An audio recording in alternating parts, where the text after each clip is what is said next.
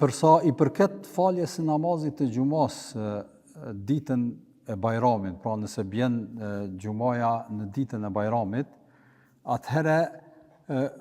a është obligativ falja namazit xumos për atë që prezanton në namazin e Bajramit apo jo? Ka trajtim të fukahat në përgjithësi. Mendimi, pra 3 mendime janë në përgjithësi. Mendimi i parë është mendimi i shumicës dietarëve, i Hanefive dhe i Malikive, të cilët theksojnë që xumaja nuk bjen, pra nuk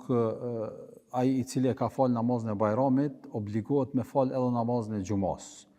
Dhe nuk i lejohet mos me fal namazin e xumos. Mendimi i dytë është mendimi i Shafive, të cilët thonë që xumaja nuk bjen gjithashtu, obligohet me fal edhe ai që e ka fal namazin e Bajramit, përveç atyre njerëzve të cilët me vendbanim janë larg vendit ku falet namazi xumos. E keni parasysh në të kalumen, posaçi në kohën e pejgamberit sallallahu alaihi wasallam edhe më vonë,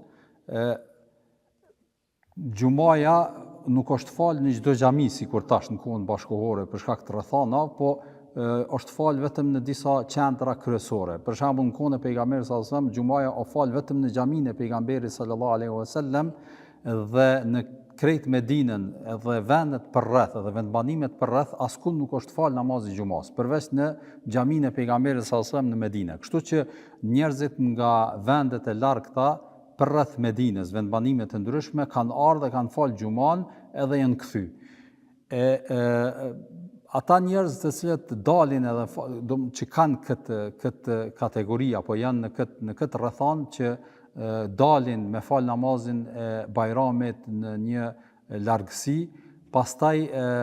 kthehen në vendbanimet e tyre, për ta Shafit kanë thënë nuk është obligativ që dalin edhe një herë për arsye se është e mundimshme për ta. Pra ky është mendimi i Shafive, kurse mendimi i Hambelive është se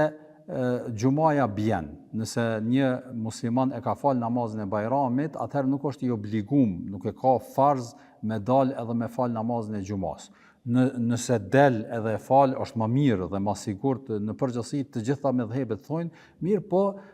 nëse nuk e fal namazin e xumos në këtë ditë, atëherë ata theksojnë që nuk ka gjunah dhe e ka të lejuar. Këtë mendim e kanë Hanbelit dhe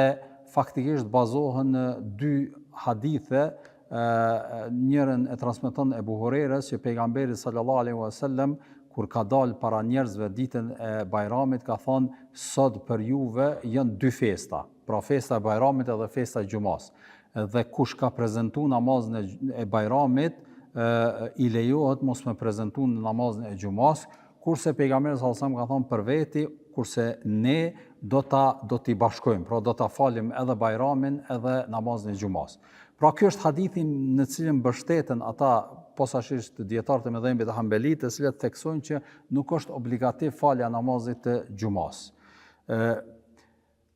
Tash mos më zgjeru më shumë, unë kisha thënë që ma e drejta është dhe ma e sigurta është që njerëzit ta falin namazin e xumos, për arsye se në rand parë ky hadith të cilën e ceka, edhe pse disa dietarë e cilësojnë si hasen, shumë prej dietarëve e theksojnë që nuk e arrin vlerën apo gradën, shkallën e vërtetshmërisë plot që të argumentojnë me të. Prandaj më sigurt është që ka shumë dietarë që e konsiderojnë daif, do thotë hadithin e dobët. Këtë hadith edhe një hadith tjetër që është në këtë kuptim edhe atë e cilësojnë si të dobët.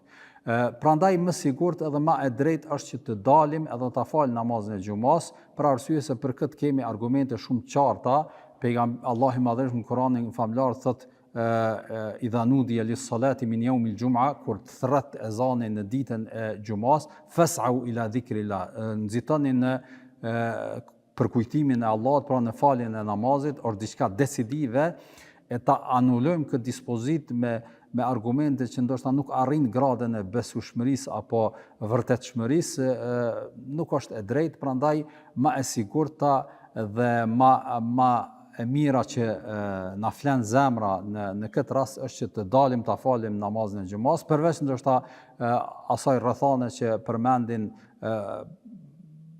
tek dietarët e mëdhëbit Shafi që nëse një person e ka vendbanimin larg nuk në afër, domosdoshmë afër vendbanimit të tij nuk falet namazi i xumas dhe ka dalë për me fal namazin e Bajramit në xhami dhe tash është kthy në vendbanimin e tij, nëse del edhe një herë mundet me qenë e mundimshme, atëherë në këtë rast mund të themi që për këta njerëz mundet me qenë ma e lehtë për arsye se edhe për këtë ka argument pak më drejt për drejt nga Othmani kur ka qenë halife, kur ka dalë në namazin e Bajramit, në namazin e xumas, e ka theksuar që atyre njerëzve të cilët kanë ardhur nga vendbanimet e largta i kam leju që mos ta falin namazin e xumas për arsye se është vështirë për ta që të kthehen edhe një herë. E keni parasysh namazi i xumas, namazi i Bajramit kur falet, njerëzit që vinë nga vendbanimet e largta, pastaj kthehen në shtëpitë e tyre 4-5 orë, duhet dalin prapë të falin namazin e xumas, është e vështirë derisa të kthehen në shtëpi, pastaj të dalin prapë. Prandaj rrethana e tyre është më specifike dhe dikush ndoshta nëse është në këtë rrethon, pra e ka vendbanimin larg nga vendi ku falet namazi i xumas ose qëndron në shtëpinë e tij, atëherë mund të themi që për këtë është ky lehtësim. Mirë, po njerëzit të cilët qëndrojnë apo i kanë shtëpitë vendbanimet afër xhamiave që falet namazi i xumas, e dëgjon ezanin, të qëndrojnë në shtëpinë e tij dhe të thotë unë kam fal Bajramin po mjaftohem me kët, nuk mendoj se kjo është e drejtë dhe ta lej xhuman me këtë arsyetim. Alhamdulillahi rabbil alamin.